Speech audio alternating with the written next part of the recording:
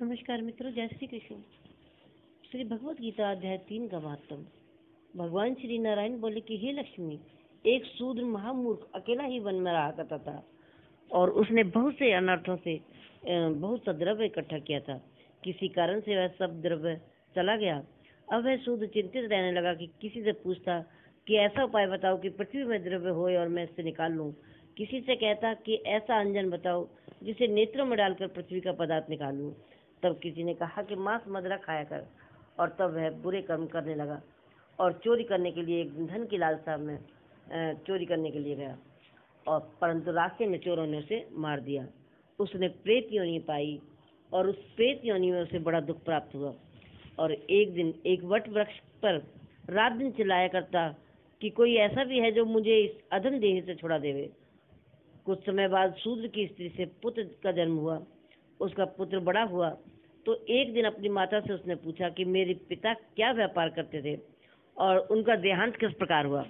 तब उसकी माता ने कहा कि बेटा, तेरे पिता के पास बहुत सा पदार्थ था और वो यूं ही चला गया। धन के चले जाने से बहुत चिंतित रहने लगे और एक दिन धन की लालसा में चोरी करने के लिए रास्ते में गए और चोरों ने उन्हें मार डाला। तब उसने कहा कि माता, उनकी गति भी कराई थी या नहीं। तब माता ने कहा कि नहीं। फिर पुत्र ने पूछा कि माता, हमें उनकी गति करवानी चाहिए। और उसने कहा अच्छी बात है। तब पंडितों से पूछने गया और प्रार्थना करी कि हे स्वामी, मेरे पिता एक दिशा में जाकर मृत्यु को प्राप्त हुए हैं, उनका उद्धार किस प्रकार होएगा। तब पंडितों ने कहा कि गया जी जाकर उनका गया करो, तब तेरे पितरों का उद्धार होगा। ये सुनकर उसने माता की आज्ञा ली और गया जी के लिए गमन किया। प्रयागराज का दर्शन स्नान करके वह आगे चला और रास्ते में एक वट वृक्ष के नीचे बैठ गया। वहां उसे बहुत डर लगने लगा, क्योंकि ये वही वृक्ष था जहां उसके पिता ने प्रेत योनि को प्राप्त हुए थे। उसी जगह चोरों ने उसे मारा था। तब उस बालक ने अपना गुरु मंत्र पढ़ा और उसका एक और भी नियम था, वह श्री गीता जी के अध्याय का पाठ नित्य किया करता था।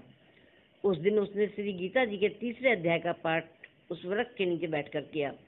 वह उसके पिता ने प्रेत योनि में ही सुना और उसकी प्रेत देह छूट गई। देव देह पाई, स्वर्ग से विमान आए और विमान पर चढ़कर उसके सामने आया और आशीर्वाद दिया कि हे पुत्र, मैं तेरा पिता हूँ जो मरकर प्रेत योनि में प्राप्त हुआ था, और तेरे इस पाठ करने से मेरी ये देव देह हुई है। अब मेरा उद्धार हुआ है। तेरी कृपा से मैं स्वर्ग को जाता हूँ। अब तू अपनी खुशी से गया जी जा। और इतना सुनकर पुत्र ने कहा कि हे पिताजी, कुछ और आज्ञा करो, मैं आपकी सेवा करूं।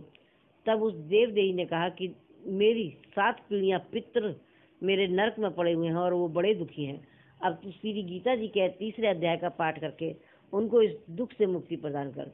इतना वचन कहकर वह देवदेही स्वर्ग को गई। तब उस बालक ने वह 3रे अध्याय का पाठ किया। सब पितरों को पुण्य देकर वैकुंठगाम किया। तब राजा धर्मराज के पास यमदूतों ने जाकर कहा कि हे राजा, नरक में तो बहुत से लोग नहीं हैं, अब नरक उजाड़ पड़ा है। कई जन्मों से जो पाप कर्मी थे उनको विमानों पर बैठाकर ठाकुर जी के पार्षद ले गए हैं। इतना सुनते ही धर्मराज उठकर श्री नारायण जी के पास गए। वहां जाकर धर्मराज ने हाथ जोड़कर कहा कि हे त्रिलोकीनाथ, जो जीव जन्म जन्मांतर के पापी थे उनको आपके पार्षद विमानों पर चढ़ाकर वैकुंठ ले आए हैं। तब नरक में यातना भोगने का दंड अब किसको दें।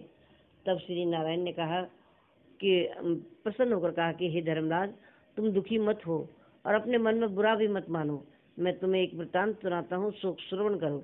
जो जीव पापी थे इनका कोई पिछला धर्मोदय हुआ है और उस अपने धर्म द्वारा कई महापापी जीव वैकुंठ को गए हैं। और यह एक और आज्ञा मैं तुझे देता हूँ, जो जीव श्री गीता जी का पाठ करे और या श्रवण करे या कोई किसी को पाठ किए का फल दान करे, उन जीवों को तो कभी नरक में मत डालना।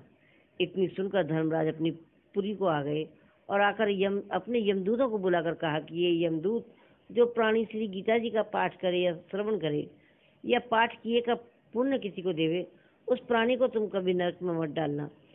सो जीव श्री गीता जी का पाठ करे या श्रवण करे, उसका फल मैंने ये कहा, कहाँ तक कहने में नहीं आ सकता। तब श्री नारायण जी ने कहा कि हे लक्ष्मी, ये 3रे अध्याय का जो फल है मैंने तेरे निमित्त कहा है और तुमने सुना है। नमस्कार, जय श्री कृष्णा। आप वीडियो पसंद आने पर हमारी वीडियो को लाइक और सब्सक्राइब अवश्य करें, जिससे हमारा उत्साह बना रहे। नमस्कार, जय श्री कृष्णा।